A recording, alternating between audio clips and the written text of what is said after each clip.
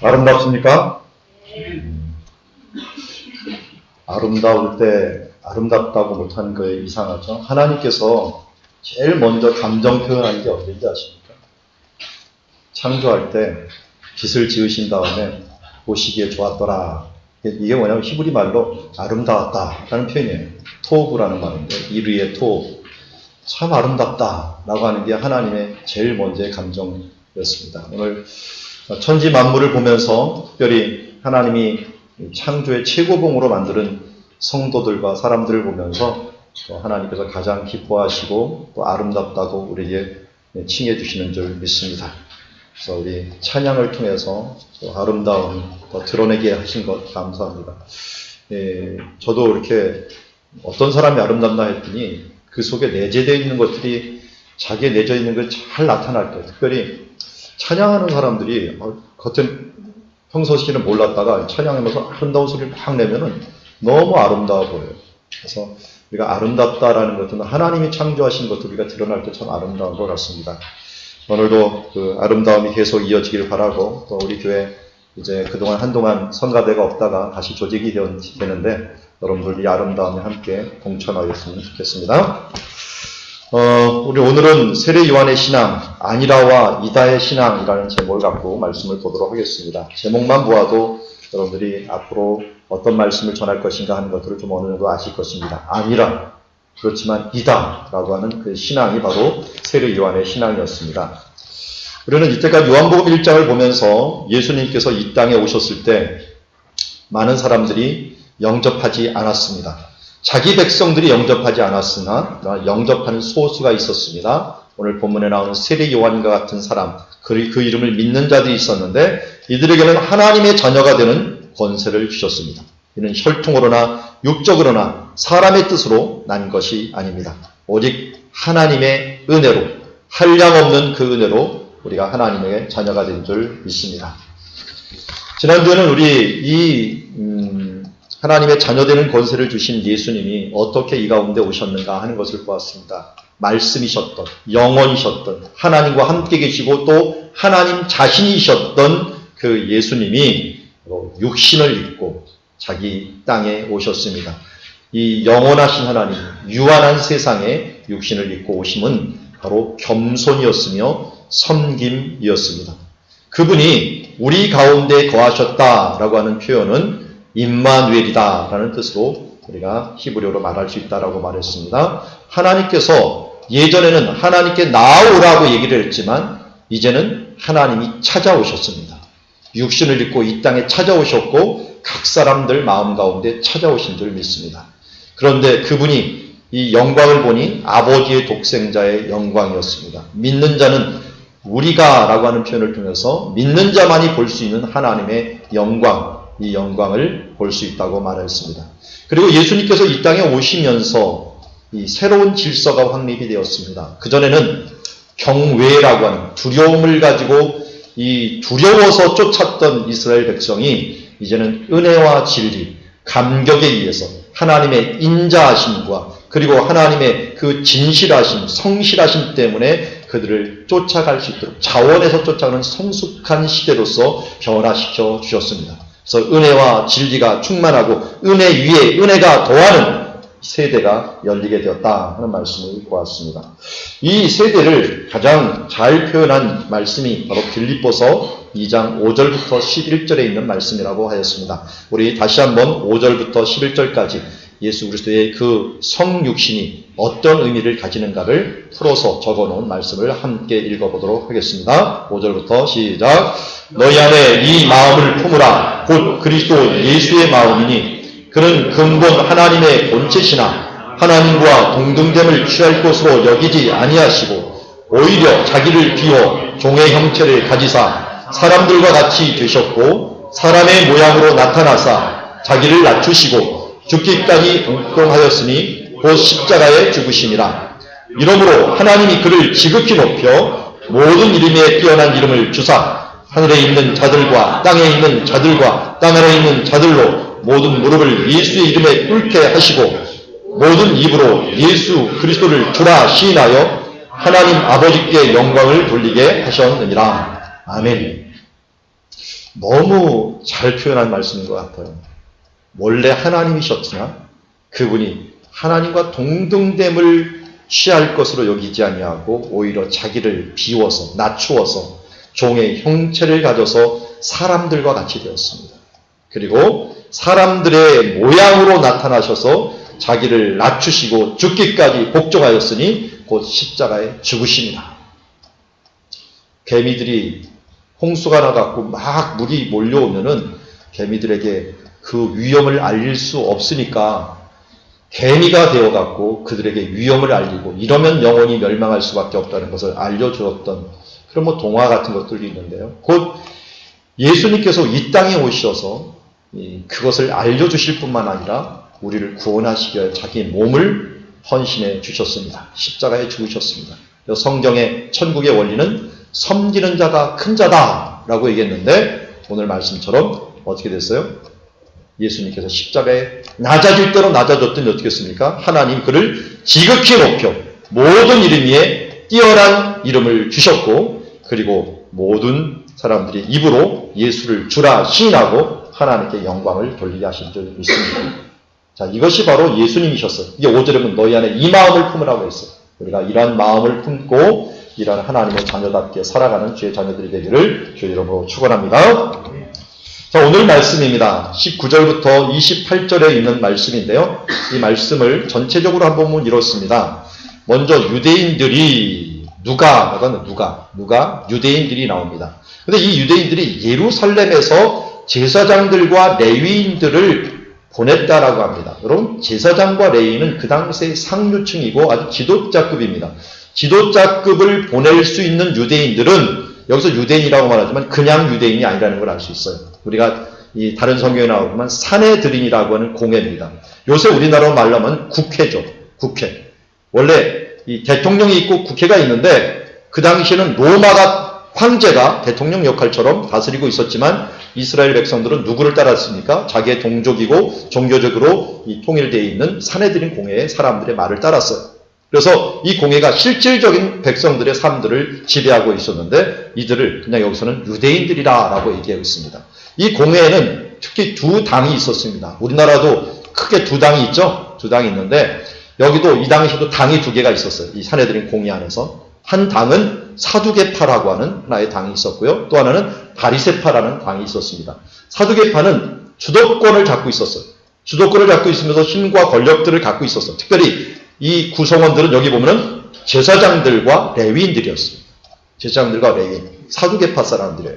그런데 서민들의 지지를 많이 받고 있는 당이 있었는데 그게 바리새파입니다.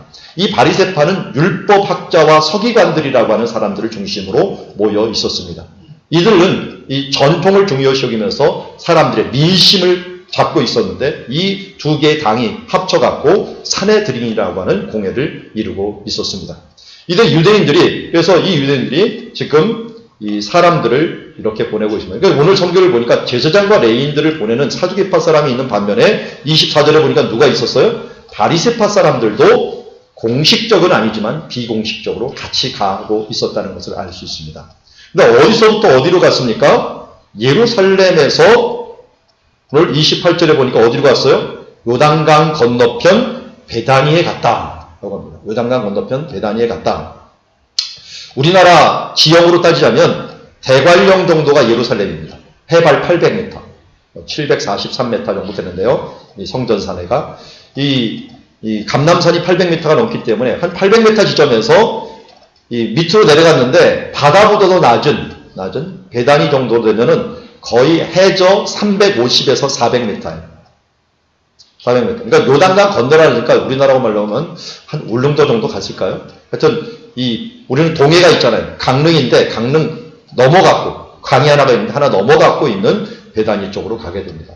그러니까 해발 약 1200m 정도가 차이 나는 그 지역으로 내려보냅니다. 내려보냈어요. 내려보낼 때 아까 그런 것처럼 두 부류들이 내려갔고요. 이때 이 사람들이 질문을 합니다. 질문을 하는데 사람들 이름을 거론하면서 질문을 해요.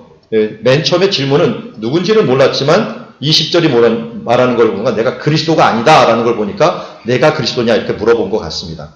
그리고 또 두 번째는 뭐라고 물었습니까? 21절에 보니까 내가 엘리야냐라고 하면서 그리스도, 엘리야.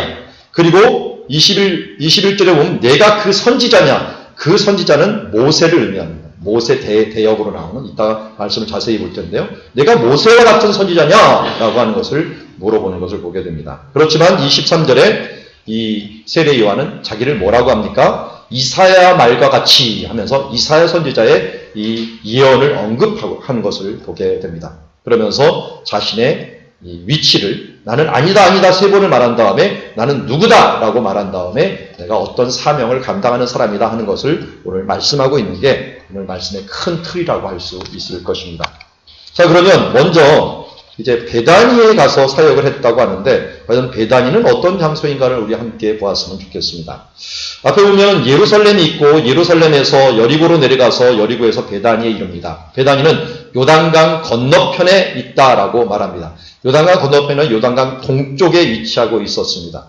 이 동쪽에 위치하고 있는 베다니, 이것은 5세기 정도에 발굴된 그 지도에 모자이크 지도가 있는데요. 지금 주황색 선이 있는 메드바라고 하는, 느보산 위에 메드바라고 하는 해발 약 한 900m 정도 되는 고원지대에 있는 도시에서 발견된 성지순례 모자이크 지도가 발견이 되었습니다. 지금부터 1500년 전에 제작된 지도죠. 거기에 보면은 바로 이 세례 요한이 사역했던 곳에 에논이라고 하는 이름을 붙여져 있고요. 그리고 이 베단이라고 추정되어 있는 그 장소에 벳아라바라고 이름을 붙여놓은 글씨를 써놓은 것을 보게 됩니다. 여기서 세례 요한이 사역했던 그 모습을 우리가 그려볼 수가 있는데요. 이곳에서 사역을 한다면 여러 가지 요인들이 그곳에 발생할 수 있습니다. 왜 세례 요한이 여기에 가서 한 30km 떨어진 이 장소에 가서 사역을 했을까? 요단강 물이 있어서 세례를 주는데 좋아서 그런 것도 있었겠죠. 그렇지만 여기에 이 장소는 이름 자체가 시사하는 바가 굉장히 큽니다. 이름은 벳 더하기 아니라고 하는 표현을 갖고 있는데요. 우리 저희가 많이 말씀을 드렸는데 벳 아니는 무슨 뜻이에요? 가난한 자의 집, 다시 말해서 빈민촌이라는 뜻을 가지고 있습니다. 빈민촌. 그러니까 세례 요한이 사역했던 곳은 빈민촌에서 사역을 하신 겁니다. 예수님도 나사로의 집에 자주 들리셨어요. 예루살렘 갈 때. 예루살렘 근처 바로 감람산이 있는 부근에 베단이라는 마을이 있었습니다. 이곳은 나사로의 집이기도 하고요. 마리아와 마르다가 있었던 곳이 바로 베단이라는 곳이죠. 동일하게 그것도 이름 뜻이 빈민촌이라는 뜻입니다. 예루살렘에서 살 수 없는 사람이 밀려갖고 베단이로 왔어요. 근데 그것도 못 살아서 더 밀려갖고 온 장소가 이곳 사람들의 빈민촌을 형성한 것이 요단강 건너편 베다니 마을이 있었습니다. 그야말로 이곳에서 사역했다고 하는 것은 예수님이 인카네이션 하면서 낮아지는 것처럼 세례 요한도 어떻게 했어요? 제사장이면 그 당시 가장 상류층에 해당하는 직분을 갖고 태어날 때부터 대접받는 그런 직책이었는데도 불구하고 그는 어떻게 했습니까? 광야로 내려왔고 그 땅에서 가장 낮은 땅인 바로 베다니로 자기가 스스로 낮췄던 것을 보게 됩니다. 그리고 가장 가난한 사람들이 사는 곳에 가서 거기서 옷도 없어서 사람들이 부정하게 생각하고 입지도 않는 낙타 그 가죽을 가지고서 그것으로 옷을 삶고 가죽띠를 삶고 그리고 먹을 것도 제대로 공급이 되지 않아서 메뚜기를 잡아서 먹고 그곳에 이 벌들이 있는 곳을 뒤져갖고 꿀들을 석청을 따서 먹는 사람들을 살고 있었던 것을 보게 됩니다.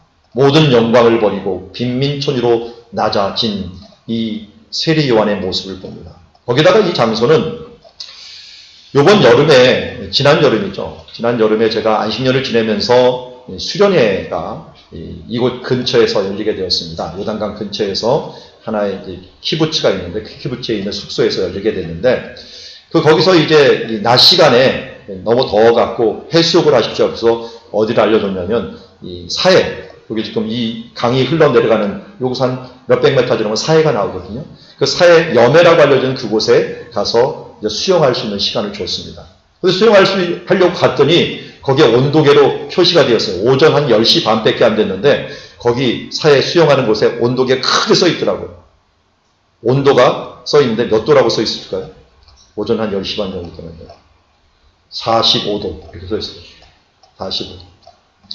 그럼 이 정도 되는 이 온도면은 거의 사람들이 서 있기도 힘들고 물에 들어가도 이게 더울 정도로 더운 날씨입니다. 이 장소가 바로 그런 장소입니다.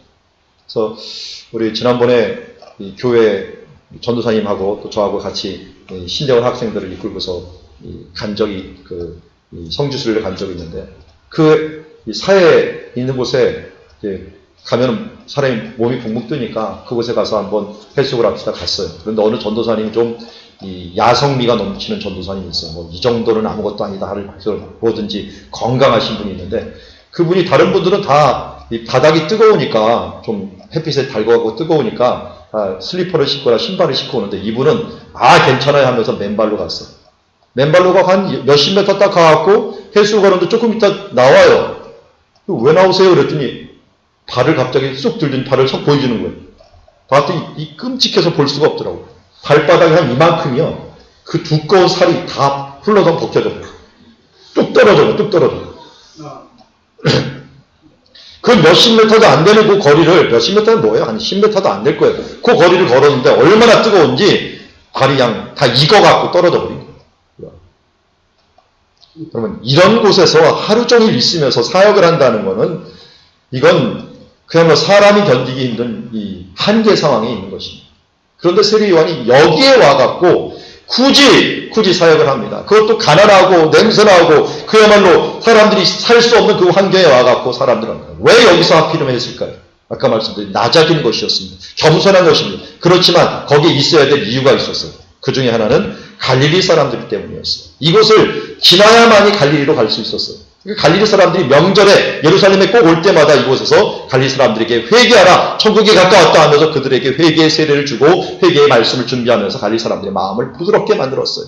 그 말씀에 감동을 받았던 사람이 안드레라는 청년이 있었고 베드로라는 청년이 있었고 이 빌립이라는 청년이 있었습니다. 그들이 다 이곳 근처에서 세례 요한의 감동을 받고 있다가 예수님의 제자가 되어서 따르게 된 사람이라고 할 수 있을 것입니다.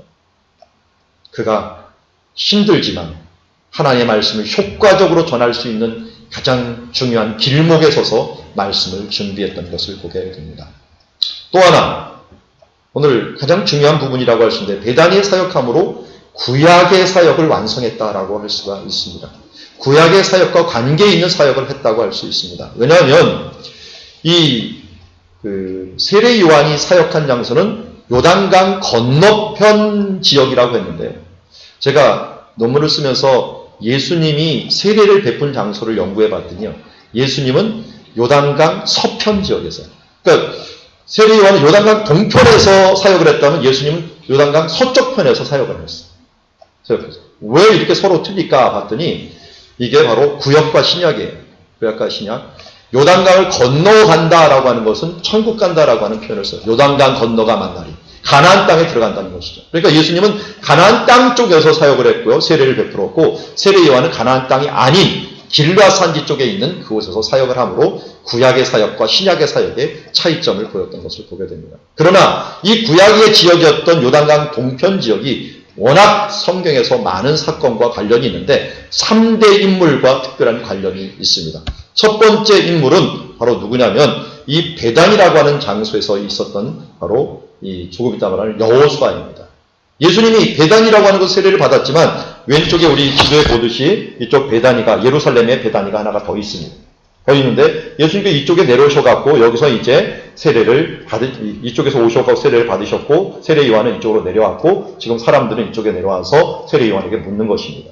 그리고 여기 모압 평지라고 하는 곳이 있고 느보산이 있는데요. 느보산에서 죽은 사람은 누굽니까? 바로 모세입니다. 모세가 느보산에서 죽었고 그 다음에 모압 평지에서는 이 모세가 신명기 말씀을 알려주었습니다.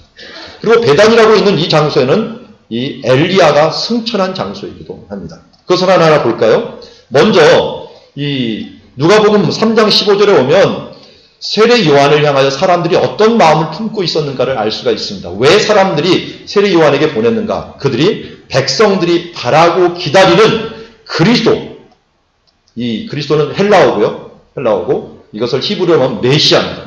메시아라는 말과 그리스도라는 말은 똑같은 말입니다. 그래서 그리스도인가 심중에 생각하면서 내려가니까 세례 요한이 듣고서 뭐 하는 거예요? 나는 그리스도가 아니다. 아예 그들이 물어보지도 않았는데 그들이 너는 누구냐 그랬더니 너희들이 나를 그리스도라고 생각하느냐? 나는 그리스도가 아니다 라고 분명히 얘기합니다.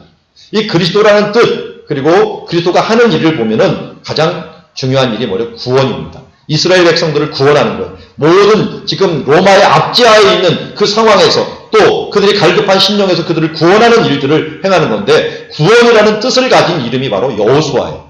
그 뜻과 똑같은 이름이 예수아입니다. 예수아. 엘리사도 같은 뜻을 갖고 있고요. 그런데 이 세 분이 모두 이 요단강에서 만나게 됩니다. 요단강에 만나 특별히 여호수아는 이곳에서 이스라엘 백성들을 거느리고 요단강을 건너서 가나안 땅으로 들어가면서 이스라엘 백성을 구원하고 천국으로 인도하는 역할을 구세주의 역할을 감당하는 사람이 바로 여호수아입니다. 그러니까 여호수아가 요단강을 건넜던 그 장소에 워낙 유명한 장소이다 보니까 사람들이 와서 그 장소에 일하는 그 사람을 보고 내가 혹시 여호수아처럼 우리 백성들을 구원할 그리스도이냐라고 물어보려고 했는데 세례요한이 나는 아니다 라고 대답을 한 것입니다. 또한 이곳에서 엘리야의 추억이 있었습니다. 그 장소는 바로 엘리야가 승천했던 언덕이 있었어요. 세례요한이 사역했던 이 장소에 빤히 엘리야의 승천 언덕이 보이니까 엘리야가 승천했던 그 엘리야가 이곳에 내려올 거야. 근데 보니까 모습도 비슷해요. 모습도 그가 낙타토를 입고 허리에 가죽들을 질끈 매고 있는데 이 열왕기하 1장 8절에 보니까 엘리야를 사람들이 묘사할 때 털이 많은 사람인데 허리에 가죽띠를 띄었더라 라고 했더니 왕이 이르되 그 사람은 디셉 사람 엘리야다 라고 얘기합니다. 물론 털하고 낙타털하고 비슷하지만 이 털은 또 다른 말로 털 옷을 입었다라는 표현도 될 수 있는 것 같아요. 그래서 우리가 이 엘리야의 모습과 세례요한이 모습도 비슷하고 엘리야가 승천했던 그 장소에서 이 세례요한이 사역을 하다 보니까 바로 그가 엘리야냐 내가 엘리야냐 그랬더니 세례요한이 나는 엘리야가 아니다. 특별히 사람들은 말라기 4장 5절에 메시아가 오기 전에 그리스도가 오기 전에 바로 선지자 엘리야를 너에게 보낼 것이다 했는데 그 엘리야가 올라갔던 그 장소에서 사역하는 세례요한을 보고 기대에 차서 이 말을 했던 것이라 할 수 있을 것입니다. 그런데 엘리야도 아니라고 고백합니다. 또 세 번째로는 바로 너는 그 선지자냐라고 물어봅니다. 그 선지자가 뭐냐면 신명기 18장 15절에 오면 내 하나님 여호와께서 너희 가운데 너희 형제 중에 너를 위하여 나와 같은 선지자 하나를 일으키리라. 그러니까 모세와 같은 선지자 한 명을 일으키리라 하는 것이 이 느보산 옆에 있는 이 모압 평지에서 신명기 말씀을 주셨는데 신명기 말씀에서 약속하신 거예요.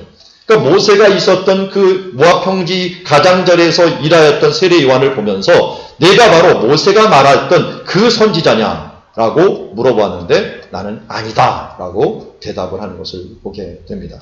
이처럼 유명한 세 사람 여호수아 또 누구요? 엘리야 또 모세 이 사람들에 대한 부분들을 오늘 물어보는 장면을 봅니다. 그 말씀이 그래서 오늘 19절부터 21절에 나오는 거예요. 예루살렘의 제사장과 레위인들이 요한에게 보내요. 내가 누구냐? 내가 그리스도냐? 라고 물어본 거예요. 내가 구세주냐? 내가 우리를 구원자냐? 물어봤더니 나는 그리스도가 절대 아니다 라고 말했습니다. 그러면 내가 누구냐? 여기서 승천하였던 이 말라기 선지자가 이 예언하였던 내가 엘리야냐? 그러면 나는 아니라 라고 합니다. 근데 이 말씀은 좀 이상해요. 왜냐하면 마태복음 17장에 예수님이 제자들에게 물어보는 말을 대답할 때 이렇게 대답합니다. 이 제자들이 예수님이 그리스도라고 고백을 우리가 했고 예수님이 그리스도라는 걸 우리가 들었습니다. 주는 그리스도요 살아계신 하나님의 아들입니다 하면서 마태복음 16장 16절에 말씀을 했고 이것이 옳다라고 했는데 그러면 그리스도가 오기 전에 엘리야가 먼저 와야 하리라고 했는데 왜 엘리야가 오지 않았습니까? 라고 물었더니 예수님께서 뭐라고 했습니까? 엘리야가 이미 왔다. 그런데 12절에 보니까 너희를 말하는 엘리야가 이미 왔을 때 사람들이 알지 못하고 임의로 대접하였도다 라고 얘기하자 그때서야 13절에 보면 그때서야 제자들이 예수께서 말씀하신 것이 누군 줄 알았어요? 세례 요한인 줄 알았어요. 그러니까 예수님은 세례 요한을 누구로 취급한 겁니까? 엘리야로 취급을 해주셨어요. 그런데 엘리야라고 예수님이 말했는데도 불구하고 세례 요한은 자신이 엘리야가 아니라고 얘기를 합니다. 왜 이렇게 얘기를 할까요? 이것은 요한복음 10장이 조금 참고가 됩니다. 사람들이 예수님을 보면서 이렇게 얘기합니다. 당신이 그리스도입니까? 빨리 얘기를 해주십시오. 라고 얘기했더니 예수님이 내가 이 메시아라는 것들을 얘기하기 전에 이 그리스도가 무슨 뜻인지를 쭉 알려줍니다. 그러면서 30절에 보면 나와 아버지는 하나다. 너희가 생각하는 그리스도가 있고 성경에서 하나님이 말하는 그리스도가 있는데 그 그리스도는 하나님과 한 분이신 바로 그 하나님이시다 라고 말했더니 어떻게 해요? 사람들이 돌을 들어갖고 예수님을 치려고 합니다. 왜 그렇습니까? 자신들이 생각했던 그리스도와 예수님이 알려준 그리스도가 너무 차이가 났기 때문에 예수님이 알려준 그리스도가 틀렸다고 생각을 해갖고 그들이 돌을 들어가고 너는 신성모독을 행했다고 돌로 치려고 합니다. 세례 요한도 동일했어요. 그들이 말하는 엘리야, 그들이 요구하는 엘리야와 세례 요한이 생각했던 엘리야는 틀렸습니다. 왜냐하면 세례 요한은 나중에 얘기합니다. 우리가 고아트기 34절에 보면 예수님을 뭐라고 고백하냐면 하나님의 아들임을 알았다 그랬어요. 그리고 그분을 보고 세상 죄를 지고 가는 하나님의 어린 양이라고 얘기를 합니다. 그러니까 세례 요한은 자기는 어떤 엘리야로 있냐면 이스라엘 백성들이 요구하는 로마 정권을 무찌르고 모든 사람들에게 물질의 풍요를 주고 사람들의 모든 것을 자유를 주는 그런 영화로운 최고의 대제국을 이룬 그 그리스도를 준비하는 자가 아니라 우리의 세상 죄를 지고 죽어 갈 수밖에 없는 그 어린 양을 준비하는 그 엘리야다라고 하는 부분들을 분명히 하고 싶었던 거예요. 그래서 너희가 원하는 엘리야가 내가 아니다라는 표현이지 자기가 엘리야가 아니다라는 표현은 예수님의 엘리야와는 달랐기 때문에 하는 표현이라고 할 수 있을 것입니다. 그래서 우리는 이렇게도 얘기하잖아요. 사람은 동물이 아니다라는 표현을 쓰지만 또 어떻게 보면 한편으로 우리는 동물이다라고 쓰는 것과 마찬가지입니다. 우리가 이 어떤 면에서 동물이 아니라고 얘기를 합니까? 동물적인 행동들, 욕구에 의하고 끌려가는 사람들을 보면서 우리는 동물이 아니야 라고 얘기하지만 우리가 동물적인 특성들을 가질 때 우리 동물이라고 얘기를 합니다. 여기서 말하는 것도 그냥 비슷한 의미라고 할 수가 있습니다. 세례 요한은 그래서 나는 엘리야가 아니다. 그렇지만 엘리야의 하나님이 원하시는 엘리야의 사역을 행하는 사람이다 하는 부분들을 알려주는 것을 알 수 있을 것입니다. 또한 내가 그 선지자 모세와 같이 뛰어난 선지자냐라고 물었을 때 그것도 아니다라고 얘기를 합니다. 여기서 아니다라고 하는 말을 3번을 얘기하는 것은 참 의미가 깊은 말입니다. 마태복음 5장 37절 말씀은 이렇게 이야기를 합니다. 오직 너희 말은 옳다 옳다 아니다 아니다 하라. 이에서 지나는 것은 악으로 나느니라. 이걸 다른 말로 표현을 하면 옳을 때는 옳다 그랬고요. 아닐 때는 아니라고 얘기를 해라. 이것으로 지나는 것은 머리를 돌리고 막 이때 이게 옳은데 아니라고 대답을 해야 되나? 이렇게 이걸 지나는 거 뭐예요? 악에서부터 난다라고 하는 것입니다. 우리 기독교 경건서적 중에서 이 헨리 클라우드라고 하는 분이 쓴 노라고 말할 수 있는 그리스도인이라는 책이 있습니다. 그 책의 내용을 보면 원래 원어를 봤더니 클라우드가 쓴 글 중에 원어적인 표현은 바운더리스라고 써 있더라고요. 바운더리스. 경계선들. 그러니까 사람들에게 이 경계선이 불분명한 사람들이 문제를 일으킨다라고요. 어떤 기준이 있어야 되는데 기준선에 있어서 벗어난 사람들이 많이 있다라고 얘기를 합니다. 그래서 사람들이 문제가 되는 경계선을 가진 사람들이 4종류의 사람들이 있다고 합니다. 이런 사람들이 특별히 예인데도 아니라고 대답을 하고 아닌데도 예라고 대답하는 그런 사람이 있다고 하는데 먼저 맨 처음에 형이 예스맨들이 있답니다. 예스맨. 예스맨은 어떤 사람이냐면 무조건 다른 사람들이 말하면 거절을 못하는 거예요. 그래서 예 하면서 다 들어주는데 이 사람들의 특징은 뭐냐면 컴플레인. 뒤에 가서 계속 컴플레인. 한이 쌓여가요. 그래서 뒤에서는 불평을 하면서 앞에서는 예라고 대답하는 사람들이 경계선이 불분명한 사람이다 라고 얘기합니다. 또 다른 이 반대 사람이 있대. 반대. 무조건 싫어. 무조건 아니야 라고 대답하는 사람이 있어요. 이게 어린아이들이 자랄 때 보면 그런 특징을 가진 애들이 있더라고요. 저도 그런 애를 봤는데 무조건 말을 싫어부터 시작해. 싫어. 이것부터 시작하는 사람이 그런 특징을 가진 무조건 부정적인 사고를 가진 사람들이 바로 이 아니라라고만 시작하는 사람들이 있다고 합니다. 이게 어른적 경계선이 잘못되어서 아니다, 그렇다라고 하는 부분들을 제대로 분별하지 못하는 사람이 있고요. 또 한 사람이 있는데 이런 사람을 또 한 사람은 컨트롤형이라고 얘기하더라고요. 컨트롤형은 다른 좀 이기적이어서요. 내 뜻에 맞게 모든 것을 조절해가는 거예요. 내가 옳으면 다 옳은 거예요. 내가 틀리면 다 틀린 거예요. 이게 지배형이죠. 지배형의 경계를 가진 사람이 있다라고 이야기합니다. 또 하나는 둔감형이라고 얘기했는데요. 둔감형은 관심이 없어요.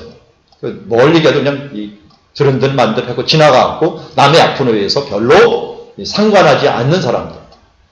이 사람들이 발전이 되면 사이코패스가 되죠. 뭐 아픈지 안 아픈지 모르는 거야 사람들이. 웃길 때 웃지도 않고 아름다운 것도 아름답다고 여기지 않고 그냥 엉뚱하게 생각해내는 그런 둔감형들이 있다라고 이야기합니다. 여러분 이런 유형들이 자꾸만 발생하는 것들은 그리스도인들에 보면은 우리에게 많은 교훈을 줍니다. 왜? 우리 믿는 사람들은 노라고 이야기할 때 참 노라고 이야기가 힘든 경우들이 상당히 많습니다. 특별히 한국 사회는 정적인 사회예요. 그러다 보니까 누가 얘기를 할 때 아니요, 안 해요 이렇게 말하기가 참 쉽지가 않아요. 그러면 건방지다라고 그러면 예의가 없다라고 이야기를 합니다. 그래서 초대교회 우리나라 초대교회 선교사님들이 들어와갖고 아주 좀 당황을 했다고 합니다. 왜냐하면 이 사람들을 모아놓고 이제 집회를 하는데 모두 예수님을 그리스도로 믿고 구원받은 줄 믿습니까? 예수님을 영접하십니까? 그러면 사람들이 다 물어보면 예라고 대답을 한대요. 예라고. 예. 예수님을 믿습니다. 이렇게 대답을 하는데 그래서 그걸 믿고서 세례를 다 줘버렸어요. 그래서 나중에 보니까 예수님을 안 믿어, 실제적으로. 그리고 찾아가서 물어봤죠. 왜 당신은 지난번에 이 예수님을 믿는다고 왜 안 믿습니까? 믿는다고 말해놓고서 안 믿습니까? 그건 예의상 얘기한 거죠. 우리 교회에서도 가끔 그럴 때가 참 있습니다. 대각성 집회 하다 보면은 이 친분이 있어 데리고 와갖고 사람들한테 하면은 제가 설명을 아주 다 자세히 합니다. 이렇게 해서 예수 그리스도를 영접하면 구원을 받습니다. 하면서 얘기하면 예 하면서 하는데 나중에 보면 들려오는 소식은 교회도 안 나가고 믿지도 않아요. 왜? 데리고 온 사람 이 체면을 봐서 데려온 사람 예의적으로 예라고 대답했고 거기서 그냥 믿는다고 사인도 하고 하는 거지 그렇지 않은 경우들이 많아요. 그래서 어떻게 해요? 선교사님들이 하고 우리 한국은 좀 특별한 조치를 취해야겠다라고 해갖고 그때부터 세례를 받기 전에 세례 교육을 시켰어요. 세례 교육은 다른 나라에 없어요. 근데 우리나라만 있어요. 왜? 그 예의상 얘기하는 것들 때문에 그 체면 때문에 얘기하는 것 때문에 이렇게 생긴 거예요. 그래서 나중에 보면 그것도 안 돼. 그래서 학습 교육까지 생겼어요. 학습. 6개월 전에 이미 좀 확인 좀 해자라고 그 학습 교육까지 생기고 또 제자 훈련을 또 확인하면서 지속적으로 확인하는 것은 우리 문화가 아주 정적인 사회이기 때문에 그런 예라고 아니면 노라고 하는 것을 하지 못하는 사회가 있기 때문입니다. 특별히 예수를 믿어놓고서도요, 사회생활하면서 우리가 직장생활에서 노라는 말을 하지 못할 때가 많습니다. 특별히 직장생활에서 이 많은 그룹들이 이제 오늘 회식입니다 해갖고 갑니다. 식사할 때까지는 좋았어요. 근데 2차 갑시다, 3차 갑시다. 이 문화들이 2차, 3차 문화들이 별로 좋지 않은 문화들을 가요. 막 갑자기 끝에 가서 룸사롱도 가고 막 하는 모습 보면서 거기서 아니요라고 얘기를 해야 되는데 그 아니요를 못 하는 거예요. 그래가 거기서 끌려가면서 마음은 안 좋으면서 그곳에 끌려가고 향락의 문화에 할 수 없이 끌려다니는 그런 때가 얼마나 많습니까? 참 거절하기 힘든 사회에 살고 있습니다. 제 아내가 그 말을 하더라고요. 북한 사람보다 우리나라 사람들이 더 불쌍하다. 왜냐하면 북한은 없어서 못 먹으니까 그냥 포기라도 해야지. 우리나라는 있으면서도 못 먹는다. 살찔까봐 못 먹고 또 이거 건강에 안 좋을까봐 못 먹는다. 이게 있으면서 못 먹는 게 더 괴로운 거다라고 얘기하더라고요. 옛날에 보면 주기철 목사님 고문할 때도 그렇게 하더라고요. 이 며칠 굶겨놓고서 맛있는 음식 딱 세워놓고 이제 먹어라 하면서 이 신사 참배하는데 머리를 숙여갖고 먹을 수 있도록 만들어놨는데 이런 고난이 더 심할 수 있고 우리 믿는 사람들 가운데 이런 고난 풍부함 중에서 그 유혹을 이겨내가는 것 그 향락 중에서 그것을 이겨내는 그 고난이 더 힘들 수가 있습니다. 여러분들이 어떻게 보면 이 시대가 더 고난의 시대라고 얘기할 수가 있을 것입니다. 이때 노라고 말할 수 있는 그리스도인 이게 참 필요한 시대가 되었어요. 여러 가지 부정과 부패가 있어집니다. 관례라고 하면서 사람들이 부정부패를 하면서 또 잘되라고 하면서 고사 지낸다고 하고 돼지머리에 절하라고 하면서 이 표현들 이런 부분들이 너무나도 우리 가운데 이 팽만해 있는 사회 가운데 우리는 살고 있습니다. 예의상 이 정도야. 조금만 양보하면은 편해질 것 같고 조금만 좀 우리가 포기하면은 사람들과 하나 될 것 같은 이런 사회에 살고 있다 보니까 우리는 노라고 말하기가 힘듭니다. 근데 그럴 때마다 여러분 세례 요한을 기억하십시오. 세례 요한은 이 사람들이 말할 때 노라고 얘기하지 않았으면 그냥 완만하게 거절만 했어도 그는 그리스도가 될 수 있었습니다. 그는 엘리야가 될 수 있었습니다. 그는 여호수아가 될 수 있었습니다. 그는 모세 같은 선지자로 초청받을 수 있고 수많은 무리가 그를 따를 수 있었습니다. 그렇지 않아도 에베소, 그 수백 킬로 떨어진 에베소에서조차도 세례요한을 추종하는 세력이 있었는데 만약 그가 조금만 아니오를 2번만 했더라도, 아니 1번만 했더라도 그는 세계적으로 그 유대인 사회에서 최고의 유명한 인물이 될 수 있었을 것입니다. 그러나 그는 분명히 압니다. 나는 아니다. 아니다. 아니다. 아니라니까. 그러자 사람들이 물어봅니다. 그러면 넌 누구냐? 내 스스로는 너를 누구라고 하냐? 그럼 내가 아니라고 분명히 말할 수 있는 근거는 뭐냐면 내가 누구인지를 알 때 내가 아닌 것은 아니라고 말할 수 있는 것입니다. 세례요한은 대답합니다. 나는 선지자의 이사야 말과 같이 라고 얘기합니다. 나 자신의 정의는 내가 내리는 게 아닙니다. 내 이름은 내가 지은 사람이 아무도 없을 거예요. 여기서 누구도 자기 이름을 자기가 지은 사람 없을 겁니다. 자기가 태어날 때부터 누군가에 의해서 내가 정의되었지만 우리를 정의할 수 있는 유일한 분은 하나님밖에 없습니다. 창조하신 그분이 나를 정의할 수 있기 때문에 나는 누구냐는 바로 성경의 근거에서, 하나님의 말씀의 근거에서 내가 누구인지를 알아야 됩니다. 우리는 이미 요한복음 1장 12절에 우리가 누구인가를 하나님께서 알려주셨습니다. 영접하는 자, 곧 그 이름을 믿는 자들에게는 어떤 권세를 주셨다고요? 하나님의 자녀가 되는 권세를 주셨습니다. 나는 누구입니까? 우리는 누구입니까? 하나님의 자녀입니다. 누가 물어볼 때 우리는 당당히 얘기할 수 있습니다. 이제 당신은 누구입니까? 나는 하나님의 자녀입니다. 여러분, 그러면 하나님의 자녀는 이름값을 해야 됩니다. 외국에 나가면 함부로 행동하기가 힘들어요. 왜냐하면 얼굴이 표시가 나. 한국 사람. 딱 표시가 나니까 제가 횡단보도를 걷는다거나 아니면 교통신호를 한다거나 가능하면 안 어기려고 하더라고요. 지난번에 제가 교통순경한테 불법 주차를 해갖고 이스라엘 경찰한테 걸렸어요.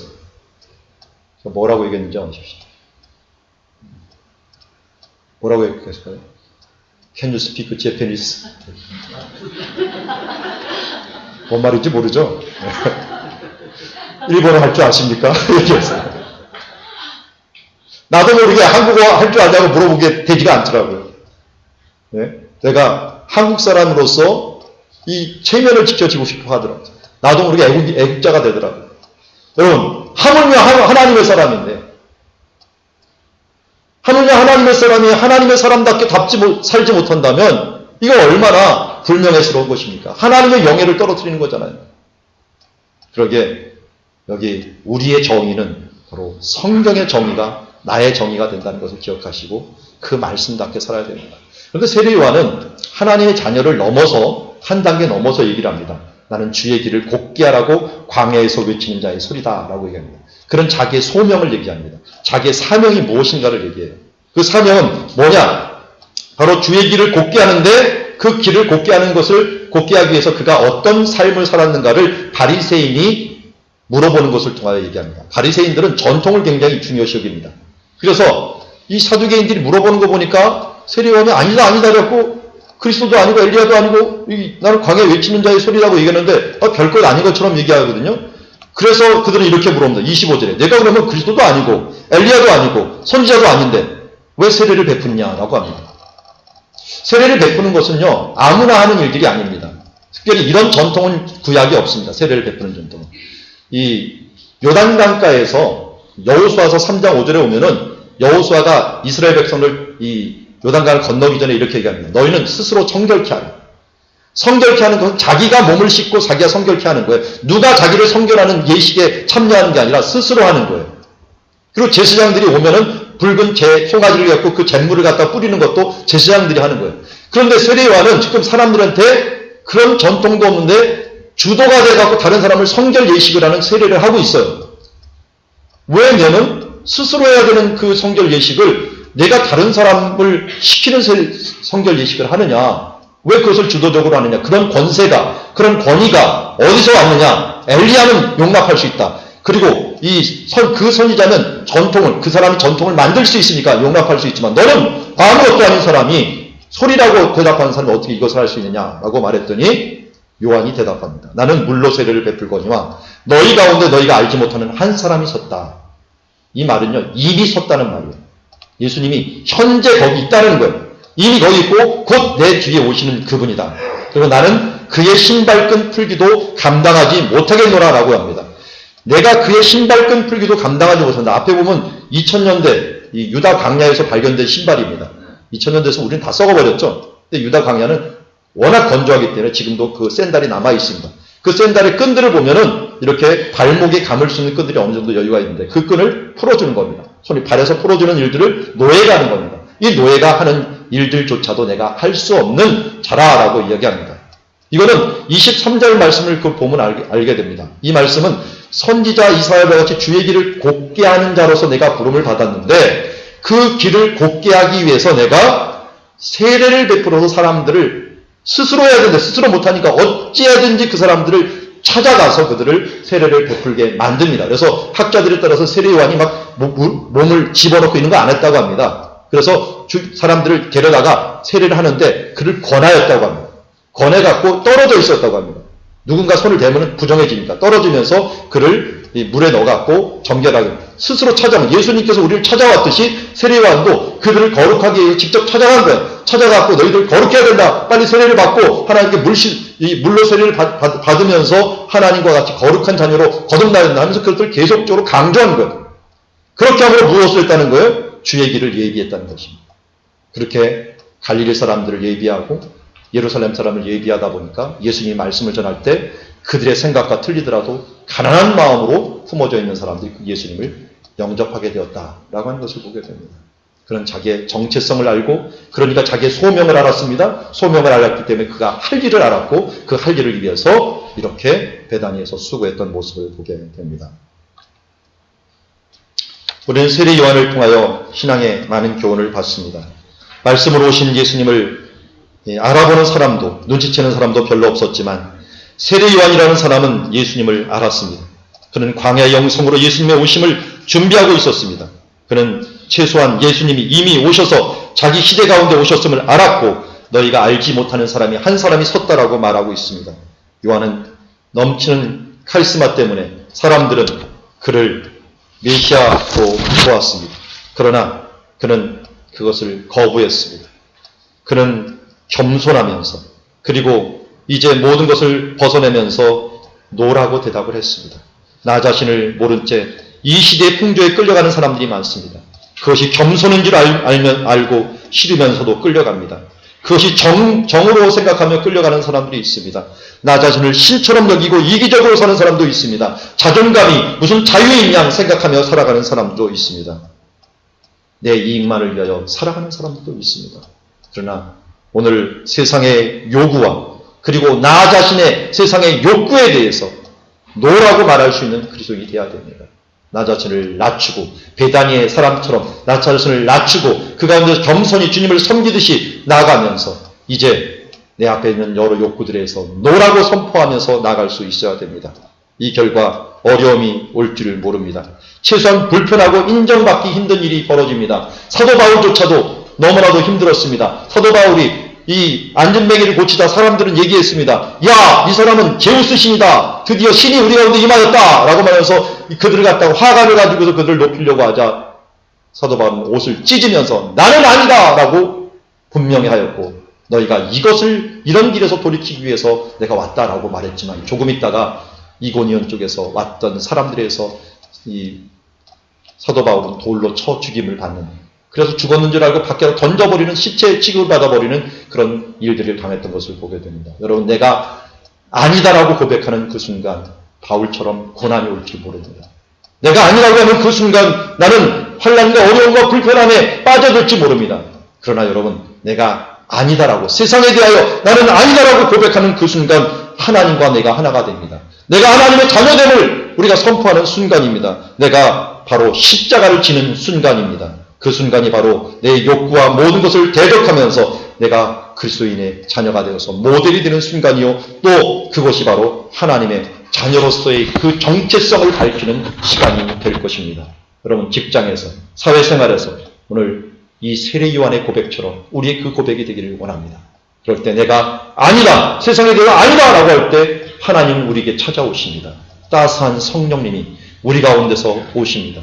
우리의 마음을 감싸주십니다. 세상이 줄 수 없는 평화를 주십니다. 어렵고 힘든데 평안합니다. 하나님께서 주어지는 평안한 만족감을 여러분들 느끼면서 살아갈 수 있습니다. 힘든데도 불구하고, 고난 중에 있는데도 불구하고 그 만족감을 우리가 체험할 수 있을 것입니다. 사랑과 진리의 한 줄기 빛이 우리 몸을 감싸면서 주어지는 하늘의 평안을 누리게 될 것입니다. 그것이 바로 예배의 장소가 될 것이고, 그것이 바로 길이 될 것입니다.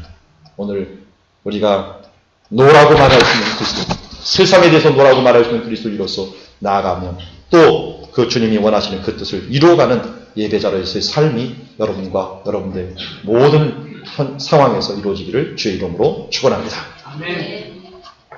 함께 찬양하며 나가겠습니다.